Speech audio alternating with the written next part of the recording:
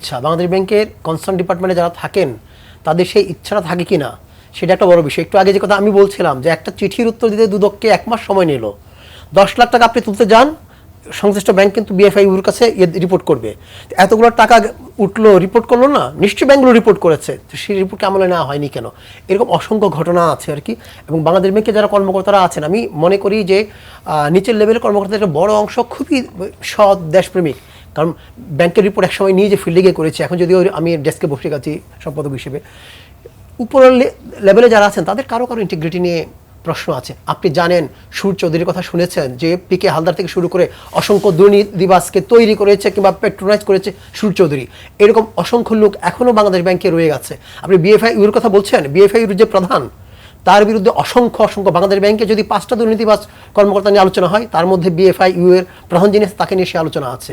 আমার তো বিশ্বাস বা লোকজন তো মনে করে যে এই এসকে সুরি যার কথা আপনি বলছেন, তার বিরুদ্ধে তো মানে কত অভিযোগ ছিল, মিডিয়া আপনারা যেমন করেছেন সবাই তো কম বেশি করেছে, কিন্তু তার বিরুদ্ধে তো তেমন কোনো ব্যবস্থা না দুদক অনুসন্ধান চলছে তার তো এক্সটেনশন হয়েছে, পরবর্তীতে তার এক্সটেনশন হচ্ছে না। যার বিরুদ্ধে এত অভিযোগ তার এক্সটেনশন হয় কি? ওই যে যোগ্য সে তো ভালোভাবে করাপশন করতে পারে, এটা একটা ক্রাইটেরিয়া।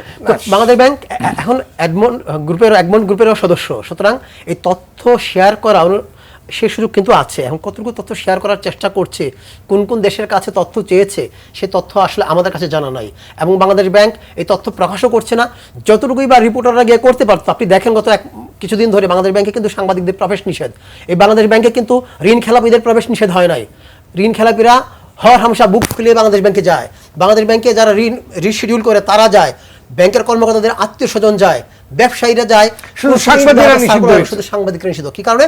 সাংবাদিকরা হারির অনেক খবর বের করে ফেলে, তখন বাংলাদেশ ব্যাংকে একটা বিব্রতকর অবস্থায় পড়তে হয়। এই যে রিজার্ভের ক্ষয়িষ্ণু অবস্থা, সেই খবর কারা দেয়? সাংবাদিকরা দেয়। এই যে আপনি মুদ্রা ছাপিয়ে কিছু লুটেরার ব্যাংকে সাপোর্ট দিয়ে যাচ্ছেন, ব্যাংকগুলোর আসলে ভেতরে কিছুই নাই, খালি, সে খবর কারা দেয়? সাংবাদিকরা দেয়। সাংবাদিকরা দেয় কিন্তু দেশের স্বার্থে দেয়। সরকার প্রধান কিংবা সরকারের উচিত এটাকে বন্ধুসুলভভাবে নেওয়া, ভালোভাবে নেওয়া। আজকে যদি বাচ্চুর বিষয়গুলো শুরুর দিকে আমলে নেওয়া হতো, তাহলে বাচ্চু এত বড় অপকর্ম করতে পারতো না, এতগুলো টাকা কিন্তু বেসিক ব্যাংকের লাপাত্তা হতো না, হজম করতে পারতো না। যদি এখন মানে সে তো চলে যেতে পারতো না, কিন্তু মিডিয়ার বিষয়গুলো আমলে নেওয়া হয়নি। এখন যে অনিয়ম দুর্নীতির কথা হচ্ছে, 10 কোটি টাকা একটা ভ্যালুয়েশন একটা কোম্পানি, সেই কোম্পানিকে আপনি 700 কোটি টাকা, 1000 কোটি টাকা ঋণ দিচ্ছেন, এই রিপোর্ট পত্রিকায় আসছে। কোনো সরকার বাংলাদেশ ব্যাংকে কোনো অ্যাকশনে যাচ্ছে? এই যে আপনি অ্যাকশনে যাচ্ছেন না, এই টাকাগুলো কি হচ্ছে? এই টাকাগুলোই পাচার হচ্ছে। এই টাকাগুলো পাচার হচ্ছে বলেই কার্ব মার্কেটে ডলারের এত ক্রাইসিস। এই কারণেই আপনি বৈধ পথে রেমিটেন্স আসে না, কারণ আপনার তো সস্তা পয়সা, আপনি ব্যাংক লুটের পয়সা। আপনি সরকার ঘোষণা করছে 117 টাকা, আপনি যদি 137 টাকা দেও কিনেন ডলার, কিছু যায় আসে না তো, আপনার কষ্টার্জিত পয়সা না তো, কিংবা দুর্নীতির পয়সা, কিংবা ব্রোকারির পয়সা। ওই যে 100 কোটি টাকার প্রজেক্ট 300 কোটি টাকা হয়েছে, এরকম প্রজেক্টের পয়সা। সুতরাং বাংলাদেশ ব্যাংককে ওই জায়গাগুলো যে অ্যাড্রেস না করে হবে না। বাংলাদেশ ব্যাংকে যদি জবাবদিহিতার মধ্যে আনতে হয়, তার একটা ইনস্ট্রুমেন্ট হচ্ছে সাংবাদিকদের অবাধ যাতায়াতের সুযোগ দিতে হবে, রিপোর্ট করার সুযোগ দিতে হবে। এবং সরকারকে মনে রাখতে হবে, এই যে রিপোর্টগুলো হয়, এই রিপোর্টগুলোকে যদি আমলে নেওয়া হয়, সরকারের লাভ, দেশের লাভ। আর যদি মনে করা হয় যে বাংলাদেশ ব্যাংকের এই কতিপয় দুর্নীতিবাজ লোকের পক্ষ হয়ে যদি সাংবাদিকদের প্রতিপক্ষ মনে করে সরকার, আজকে হয়তো কার্পেটের নিচে লুকাবে, কতদিন লুকিয়ে রাখবে, একসময় কলাপস করবে সব। এবং আমরা চোখের সামনে যা দেখতে পাচ্ছি, কিছু ব্যাংক আপনি টেনে রাখবেন 1 বছর, 1 বছর পরে হলেও কলাপস করবে। এবং 1-2টি ব্যাংক যদি কলাপস করে, পুরো ব্যাংকিং সেক্টর, পুরো অর্থনীতি ঝাঁকুনি খাবে। সেই ঝাঁকুনি কিন্তু সামাল দেওয়া এত সহজ হবে না। তো বাংলাদেশ ব্যাংক এই আয়োজনই করছে, নিজেও দায়িত্ব পালন করছে না। যে দায়িত্বটা সরকারের অন্যান্য ইউনিটগুলো পালন করতে পারতো, খবর গেলে জানলে, সেগুলোও যাতে না যায়, নিজেদের ব্যর্থতা, নিজেদের অনিয়ম, দুর্নীতি। এবং বাংলাদেশ ব্যাংকে আপনি দেখেন, একটু আগে ভাই কথা হচ্ছিল, ব্যাংক কোম্পানি আইন সংশোধন হবে, ছিল ড্রাফট একটা, সংবিধানে গিয়ে পাশে হলো অন্যরকম।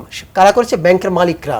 মালিকদের যে প্রধান, তার বিরুদ্ধে নানা অভিযোগ, তার বিরুদ্ধে প্রচুর টাকা পাচারের অভিযোগ আছে। তারা, আপনি যে দেশে বাংলাদেশ ব্যাংকের আইন চেঞ্জ হয়ে যায়, ব্যবসায়ীরা করে, ব্যাংকাররা করে, ব্যাংক মালিকরা করে, সেই বাংলাদেশ ব্যাংকের আসলে অনেক কিছু করারও থাকে না। অনেক সময় কর্মকর্তা ডিমোরালাইজ হয়ে যায়। তারা মনে করে আসলে আমরা করে কি করবো, বা আমি একা ফাইট করে কি করবো, আমি তো কিছু করতে পারছি না। এটা একটা বাস্তবতা। জি, বাংলাদেশ ব্যাংকে যোগ্য লোক দিতে হবে, তাকে এখতিয়ার দিতে হবে, এবং এই বাইরের হস্তক্ষেপ সিন্ডিকেট দুর্নীতিবাজদের সেটিকেও চেক দিতে হবে সরকার। তাহলে বাংলাদেশ ব্যাংক হয়তো এর চেয়ে একটু ভালো পারফর্ম করতে পারবে।